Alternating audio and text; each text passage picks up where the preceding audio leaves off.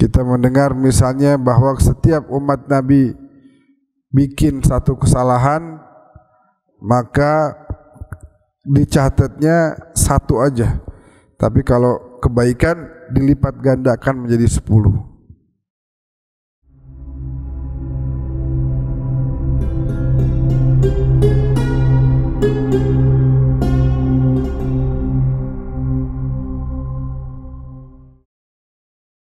Innal hamdalillah nahmaduhu wa nasta'inuhu wa na'udzu billahi min shururi anfusina wa min sayyiati a'malina may yahdihillahu fala mudilla lahu wa may yudlil fala hadiya lahu.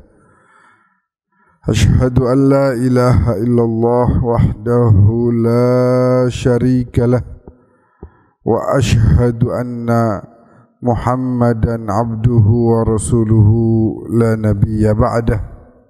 Allahumma salli wa sallim wa barik ala sayyidina Muhammad al-fatih lima ughliqa wal khatib lima sabaq nasiril haqqi bil haqq wal hadi ila siratikal mustaqim wa ala alihi haqqa qadrihi wa miqdarihi al-azim, amma ba'd.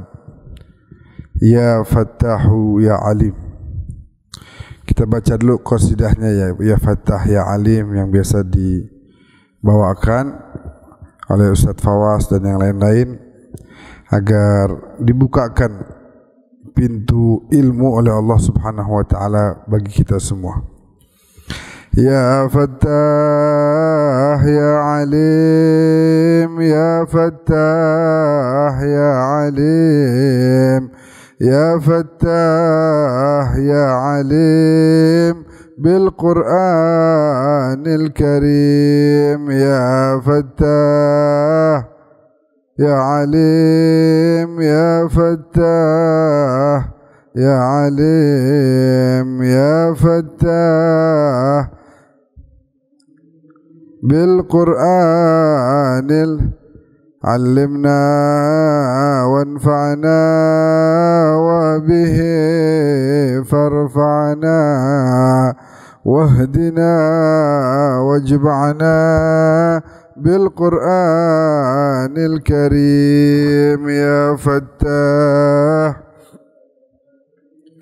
يا فتاح يا عليم، يا فتاح يا عليم بالقرآن وفقنا للخيرات واتباع الآيات في جميع الأوقات بالقرآن الكريم. يا عليم، يا فتاح يا عليم، يا فتاح يا عليم بالقرآن فرج به أحزاني، ثبت به إيماني ربي وأصلح شأني بالقرآن الكريم. يا فتاح يا فتاح يا عليم، يا فتاح يا عليم ربي واشرح صدري، ربي واشدد أزري، ربي فارفع ذكري بالقرآن الكريم. يا فتاح يا فتاح يا فتاح يا عليم بالقرآن دائما رب صل على النبي المرسل بالكتاب المنزل بالقرآن الكريم يا فتاح يا عليم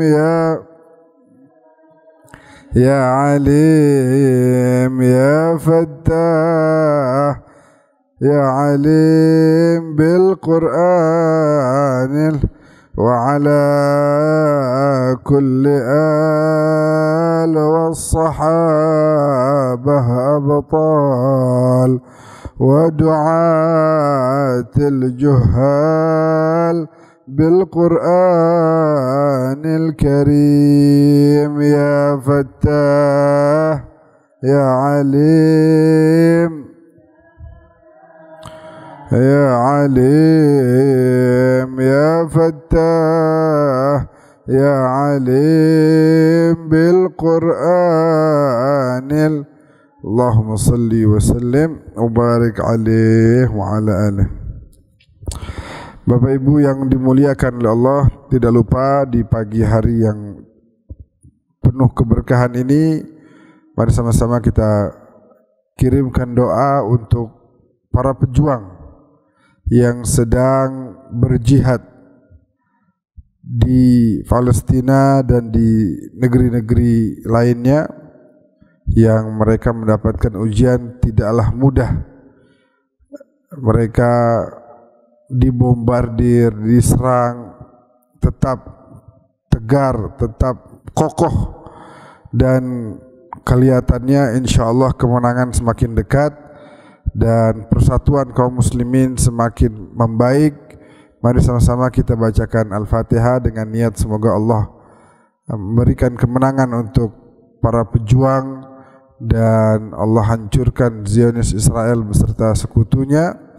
Sehancur-hancurnya sesungguhnya dialah yang maha menerima doa. Ala hadhihi niyyah Al-Fatihah. A'udzubillahi minasyaitonirrajim. Bismillahirrahmanirrahim. Alhamdulillahi rabbil alamin arrahmanir rahim maliki yaumiddin iyyaka na'budu wa iyyaka nasta'in ihdinas siratal mustaqim siratal ladzina an'amta 'alaihim ghairil maghdubi 'alaihim waladdallin amin ya rabbal alamin. Ketika Allah mengutus beliau yaitu Rasulnya, kekasihnya, nabinya, sebagai rahmatan lil alamin, sebagai bentuk kasih sayang Allah bagi seluruh alam semesta, sehingga yang dapat bagian dari rahmatnya Nabi bukan sekedar manusia atau bukan sekedar kaum muslimin, tapi seluruh manusia dan seluruh makhluk. Apapun itu dapat bagian dari rahmatnya Nabi. Coba bisa dibayangkan, makhluk Allah ini kan ada banyak, bukan hanya manusia, bukan hanya di bumi, tapi ada planet-planet yang lain. Nah, itu semua, seluruh alam semesta ini mendapatkan bagian dari rahmatnya Rasulullah. Apalagi umatnya, apalagi orang-orang yang mau ngikut kepada ajaran beliau. Sudah barang tentu pasti jatah rahmat yang Allah berikan terbanyak dibanding dengan yang lain. Kita bisa mendengar bahwasanya umatnya Nabi itu dikasih banyak keistimewaan. Kita mendengar misalnya bahwa setiap umat Nabi bikin satu kesalahan, maka dicatatnya satu aja. Tapi kalau kebaikan dilipat gandakan menjadi 10. Bahkan umat Islam baru niat berbuat baik belum dikerjakan, itu sudah dicatat 1. Kalau dikerjakan dilipat gandakan jadi 10. Ketika dia mau berbuat jahat belum dikerjakan nggak dicatat, tapi dia kerjakan ya dicatatnya 1 aja. Bahkan yang lebih spesial lagi, dalam beberapa literatur diceritakan kadang-kadang udah bikin kesalahan pun belum dicatat dulu sama Allah, sambil Allah nungguin kira-kira dia mau istighfar apa enggak nih. Asal dia istighfar aja, nggak perlu dicatat tuh kesalahannya, nggak perlu dikotorin buku amalannya dengan catatan yang buruk. Tungguin aja, kalau dia istighfar selesai. Dan selalu seperti itu, selalu pintu maafnya tidak pernah tertutup sedikit pun buat kita hamba-hambanya. Itu adalah salah satu dari bentuk rahmat yang Allah berikan kepada umatnya Nabi besar Muhammad sallallahu alaihi wasallam. Dan kita tahu bahwa Rasulullah itu baiknya sama semua. Baiknya sama semuanya. Kita dalam mahallul qiyam kalau baca maulid kan kadang-kadang suka berdiri tuh. Kan ada di situ ucapan-ucapan yang sangat indah. Misalnya ya Habibi ya Muhammad, atau kalau pakai irama yang agak syahdu tuh biasanya dibacanya ya Habibi ya Muhammad ya arusal khafiqaini ya muayyad ya mumajjad ya imamal qiblataini. Wahai kekasihku Muhammad, wahai yang bagaikan pengantin di khafiqain, barat dan timur. Dia selalu diangkat-angkat namanya. Wahai yang selalu dikuatkan dengan wahyu dan diagungkan, dan imam dari dua arah kiblat. Jadi umat Islam kiblatnya dua ya. Pertama disuruh sholat itu belum ke Ka'bah, tapi ke Masjidil Aqsa dulu. Masjidil Aqsa kiblatnya itu waktu pertama turun perintah sholat ke Masjidil Aqsa. Baru setelah setahun sekian bulan dipindahkan ke Masjidil Haram, atau lebih tepatnya ke Ka'bah Al-Musyarrafah. Ka'bah itu adalah kiblatun liman fil haram. Kalau bapak-bapak di Masjidil Haram, kiblatnya wajib mengarah ke arah Ka'bah. Ini orang yang sholat situ wajib. Dan Masjidil Haram adalah kiblatun liman fi Makkah. Orang di kota Mekah kiblatnya yang penting ke arah masjid. Kadang-kadang mungkin nggak ke arah Ka'bah, nggak apa-apa. Paling nggak dia ke arah masjid. Dan kota Mekah secara menyeluruh adalah kiblat bagi seluruh orang yang tinggal di dunia ini. Jadi kita nih sholat nih, kalau ditarik lurus dari sini sampai ke Mekah, boleh jadi kagak lurus ke Ka'bah. Boleh jadi, bener gak?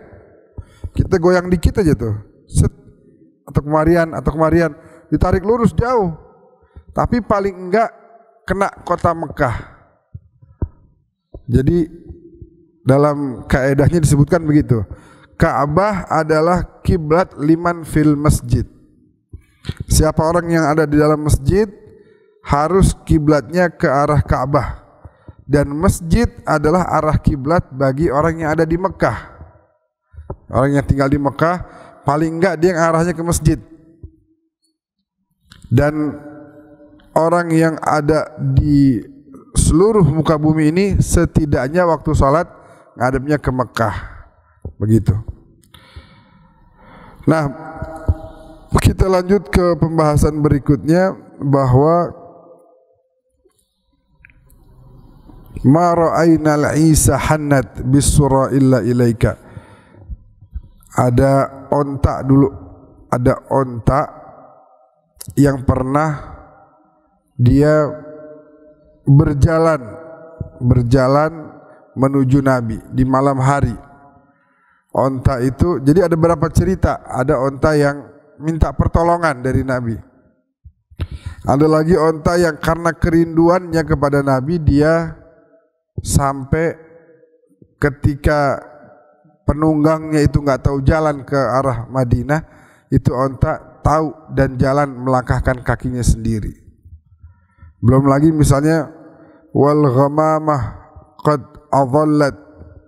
Jadi kalau Bapak Ibu nanti pergi ke Masjid Nabawi, katakan ini kita sekarang ada di bawah kubah hijau nih, ngadepnya ke arah kiblat. Di belakang kita Rasulullah. Nah kita keluar nanti ke arah kanan ada masjid namanya Masjid Al-Ghamamah. Masjid Ghamamah. Apa arti Ghamamah? Awan. Jaraknya kalau jalan kaki dari makamnya Nabi paling 5 menit lah, maksimal 5 menit. Apa sejarah dari masjid tersebut? Dulu masjid itu lapangan dan biasa Nabi pakai buat sholat hari raya. Suatu hari di saat Nabi sedang berkhutbah, matahari mulai terbit dan membuat Nabi tersengat panasnya matahari. Tiba-tiba yang namanya al-ghamamah atau awan melindungi Rasulullah. Jadi semua yang hadir itu di depan Nabi kena matahari, tapi Nabi nggak kena. Nabi dilindungin. Ntar mataharinya goyang, tuh awan goyang juga. Pokoknya gimana ceritanya Nabi nggak boleh kena panas matahari. Mungkin saat itu panasnya lagi terik-teriknya gitu, yang membuat kemudian awan mau melindungi Rasulullah. Apalagi misalnya di situ, wa atakal udu yabki wa tadhallal baina yadaik. Pernah enggak ibu bapak pernah dengar enggak? Pasti pernah dengar sebelumnya. Rasulullah itu dulu di Masjid Nabawi di Madinah, setelah beliau membangun rangka masjid, bangunnya pakai apa? Pakai pohon korma. Jadi sebelah sudut-sudut itu semuanya pohon korma tuh. Nah atasnya pelepah kormanya jadi apa namanya? Atap, supaya melindungi umat yang lagi sholat jangan sampai kena matahari kalau lagi siang. Di situ pakai daun-daun pelepah kormanya. Di setiap sudut-sudut masjid. Nah Nabi katakan di sini posisinya ya. Beliau sholat jadi imam, habis itu beliau menghadap ke arah umat, berkhutbah, menyampaikan nasihatnya. Karena bawahnya itu tanah, jadi bawahnya Nabi itu sama para sahabat sholat, ini semuanya tanah nih, bukan ubin. Nah kita kalau berdiri di tanah itu kadang-kadang kurang nyaman, kadang-kadang tanahnya agak menurun, ya dia sebab strukturnya kan tidak padat begini. Nah itu membuat Rasulullah terkadang bergerak-bergerak dalam khutbah. Ketika menghadap ke para sahabat berkhutbah, karena strukturnya tanah, jadi semua tanah nih. Dulu sahabat sholat itu sujudnya di tanah. Belum ada sejadah, belum ada ubin, karpet, belum ada. Membuat kemudian para sahabat melihat Rasulullah ini harus diberikan satu sandaran. Kalau Rasulullah lagi khutbah harus ada sandaran. Ada satu batang pohon korma dipotong jadi setengah doang gitu. Yang lain kan tinggi-tinggi tuh sama pelepah-pelepahnya. Ini setengahnya. Jadi Rasulullah bisa nyender atau bisa pegang itu pohon korma. Berjalan beberapa waktu, umat Islam semakin banyak jumlahnya, yang membuat kemudian Nabi tidak kelihatan oleh orang-orang yang berada di posisi paling belakang. Para sahabat akhirnya berinisiatif, ya Rasulullah, boleh nggak kami bangunkan mimbar untukmu, supaya orang di belakang bisa melihat dan suara semakin jelas terdengar. Baik, boleh. Apa yang para sahabat lakukan? Diambil nih pohon korma yang setengah tadi, ditaruh di pojokan sono, diganti mimbar. Jadi Nabi naik ke atas, kelihatan dari yang belakang, suaranya juga semakin lantang. Suatu hari Nabi sedang berkhutbah, terdengar suara tangisan. Nah ini sepakat nih, semua para ahli sejarah sepakat akan hal ini. bahwa pada saat Nabi sedang berkhutbah ada terdengar suara tangisan. Dicarilah oleh para sahabat ke kanan, ke kiri, siapa yang nangis? Apa jangan-jangan ada hewan onta mungkin yang menangis, kehilangan anaknya, atau dicari nggak ketemu. Ternyata sumber suara itu ada berasal dari batang pohon korma yang digeser ke pojokan. Dia sedih, udah nggak dipakai lagi menjadi sandaran Nabi saat berkhutbah. Ini kejadian sepakat para ahli sejarah. Kemudian, nah sampai situ sepakat.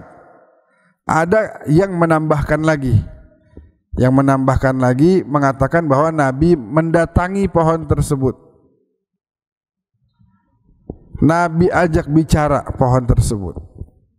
Nah, diajak bicaranya inilah kemudian para sahabat, para ahli sejarah berbeda pendapat. Apakah Nabi ajak bicara atau Nabi hanya memegangnya saja? Kalau dipegangnya pohon korma oleh Nabi itu sepakat. Kemudian diam, nggak ada lagi terdengar suara tangisan. Tapi ada yang mengatakan Nabi menawarkan, kamu mau saya tanam di sini atau mau nanti menjadi pohon di surga supaya kormanya dimakan oleh para nabi dan rasul serta para orang-orang soleh. Pohon korma menjawab, saya lebih milih di surga aja. Tapi percakapan ini berbeda pendapat. Lam yathbut inda ahli tarikh, belum bisa dikatakan ini satu hal yang sudah disepakati, enggak. Yang disepakati adalah bahwa pohon itu menangis, Nabi datangi, Nabi pegang, dan kemudian berhenti tangisan dari pohon tersebut. Sayyidina Al-Imam Al-Hasan, cucu Rasulullah sallallahu alaihi wasallam, selalu mengatakan kalau melihat ada orang yang maksiat dengan tangisan yang mengalir di mata beliau, kata Sayyidina Hasan, tahu nggak kamu, kayu aja nangis, kayu aja nangis, cuma digeser dikit doang, nggak dibuang jauh, nggak, itu kayu nangis jauh dari Nabi. Kamu jauh dari Nabi kok begini-begini aja, tenang-tenang aja. Kamu jauh dari Nabi kok nggak ada perasaan sedih. Kamu melanggar syariat Nabi kok kemudian tidak merasa bersalah. Nah, itu Sayyidina Imam Al-Hasan ibn Ali bin Abi Thalib selalu mengingatkan umat Rasulullah dengan seperti itu. Kalau kayu yang digeser aja kemudian menangis, lalu manusia ini gimana? Manusia yang diberikan hati oleh Allah harusnya lebih sedih kalau dijadikan jauh dari Nabi Muhammad. Kalau dia menjauhkan diri, harusnya dia punya hati itu, dia punya fitrah bersedih dan kemudian mau mengarahkan dia kembali ke jalan yang benar. Itulah yang terjadi ibu-ibu kepada seorang wanita zaniyah, tukang zina. Ibu-ibu pasti pernah ya, bapak-bapak pasti pernah dengar tentang cerita perempuan yang kerjaannya sebagai seorang wanita malam, tapi kemudian dengan memberikan minum bagi seekor anjing, dia kemudian menjadi ahlil jannah. Itu kejadiannya di zaman Nabi. Kejadian itu di zaman Nabi. Dan kemudian dijelaskan secara rinci oleh Al-Imam An-Nawawi dalam Riyadhus Shalihinnya. Orang ini memang tiap malam udah, ibunya juga tahu, anaknya juga makan dari hasil kerjaan tersebut. Jadi bahkan si ibu ini, ibunya dari perempuan ini, itu agak keras orangnya. Kalau nih anak belum kerja jam sekian, misalnya terlambat, ibunya nih marahin. Gimana? Cepat sana, pergi, gitu. Dan itu berjalan bertahun-tahun. Bisa dibayangkan, kerjaannya haram, hasil makannya juga makanan yang haram, yang katanya di situ disebutkan orang yang model kayak begini itu dilaknat sama Allah. Itu dia kalau pergi pulang dibagi duit ibunya, ini bu, makan. Anaknya nggak tahu nih, ini hasil apa nih, anaknya nggak tahu. Ibu tahu. Ntar pergi lagi besok, bertahun-tahun kerjaannya begitu. Lah kemudian suatu hari pada saat selesai pulang dari kerjaannya, dia lihat ada apa? Seekor anjing yang sedang berada di sisi sumur, mau minum nggak tahu caranya gimana, air di bawah. Ini perempuan karena manusia punya hati, tergerak hatinya. Apa yang dilakukan? Khuf, sepatunya yang terbuat dari kulit diambil, satu dilepas, kemudian dia lepas penutup kepalanya atau jilbab dulu kan, tali panjang diputer-puter. Nah itu dilepas, diikat itu sepatu yang dari kulit, diturunin ke sumur. Kemudian diambil, ditarik, udah ada airnya. Nah kalau anjing itu kan dia jilat biasanya, bukan dihirup airnya, dijilat sampai akhirnya dia udah mulai agak segeran lagi. Dia pulang. Ada juga yang meriwayatkan katanya waktu dia mau ngambil air, pemilik sumurnya itu datang. Mau ngapain kamu? Wahai wanita yang tidak baik, mau ngapain kamu, mau mencuri air saya? Enggak, ini ada anjing kesian kehausan. Ya bayarlah, emang air di sini gratis apa? Nah itu hasil melacurnya dia itu malam, dia keluarin, dia pakai buat bayar. Dia pulang ke rumah, ibunya tanya, mana uangnya? Enggak ada bu, saya pakai buat beli air tadi. Buat siapa? Buat anjing.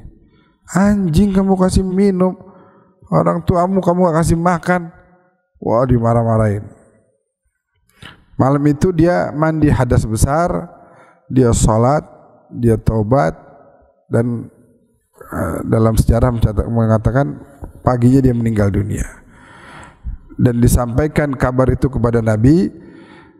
Malaikat Jibril mengatakan wanita itu min ahlil jannah, termasuk penduduk surga. Apa sebabnya? Ngasih minum rahmatan lil alamin, punya rahmat kepada seluruh makhluk. Ini perempuan kerjaannya haram, makanannya tiap hari haram, dilaknat oleh Allah dan para malaikat karena pekerjaan yang haram.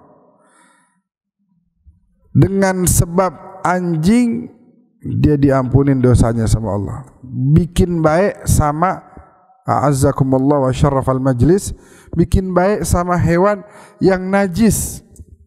Pendapat dari mazhab Imam Syafi'i dan Imam Ahmad bin Hanbal bahwa anjing itu najis, liurnya najis, tubuhnya bahkan kalau kita pegang sedangkan kita ada air di tangan kita atau di tubuhnya, dia najis. Itu menjadi penyebab si perempuan ini mendapatkan ampunan, taubat, dan bahkan dijadikan penduduk surga cuma gara-gara dia ngasih air. Apa kabarnya orang yang bikin baik kepada manusia? Lalu gimana orang yang bikin baik kepada sesama kaum muslimin? Kalau bikin baik kepada anjing, hewan yang najis saja begitu besar dapat kebaikan dari Allah, dosanya diampunin, taubatnya diterima, pekerjaan bertahun-tahun haram itu semua dihapus sama Allah, cuma gara-gara dia bayar itu pemilik sumur dan dia ambil, dia kasih minum. Habis dikasih minum tuh anjing jalan lagi karena udah seger, udah rada segeran. Lalu gimana kalau kita kasih minum sama manusia, apalagi bukan manusia sekedar manusia, muslim, mukmin, orang baik, maka jangan pernah kita yang namanya bosan berbuat kebaikan. Berbuat kebaikan sama siapapun. Kalau kita lihat ada orang perlu bantuan, bantu. Karena Rasulullah Shallallahu Alaihi Wasallam beliau adalah rahmat. Onta yang mau minta tolong datangnya ke Nabi. Awan makhluk yang tidak punya hati itu mau melindungi Nabi. Kayu bersedih karena digeser sedikit, tidak lagi menjadi sandaran Nabi dalam berkhutbah. Maka manusia sepatutnya dan seharusnya punya keinginan lebih besar untuk berbuat baik kepada seluruh makhluknya Allah, khususnya kepada sesama manusia, tambah lagi khusus kepada sesama kaum muslimin. Tapi apa yang terjadi sekarang? Allah, musibah. Di mana-mana ada keributan. Orang enggak takut untuk melanggar syariat Allah. Hak orang diambil, dirampas. Macam-macam. Adalah kemudian yang misalnya enggak amanah. Udah tahu saudaranya di Palestina lagi kesulitan, ada orang mau bantu, duitnya malah diambil buat pribadi. Ini kan parah. Udah dia dosa, dia ambil hak orang. Dia rampas orang yang bukan sekedar orang biasa, orang yang lagi kesulitan, dirampas haknya. Maka kita sudah sepatutnya menjadi orang yang amanah. Khairu man istajartal qawiyul amin. Orang yang harus kita jadikan teman yang baik adalah yang punya amanah, sifat amanah. Enggak mau ngambil hak orang. Makanya Nabi bilang sama sahabatnya waktu tanya Sa'ad bin Abi Waqqas.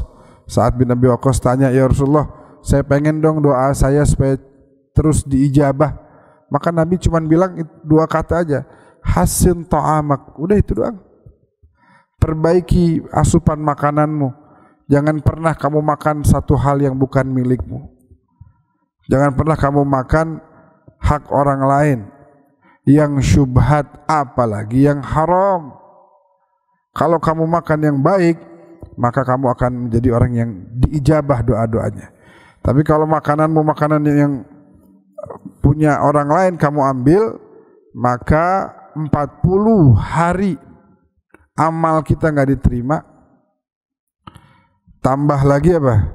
Tambah lagi doa kita nggak akan didengar. Sebab doa dari mulut yang telah memakan hak orang lain, yang telah masuk ke dalamnya, yaitu hak orang lain.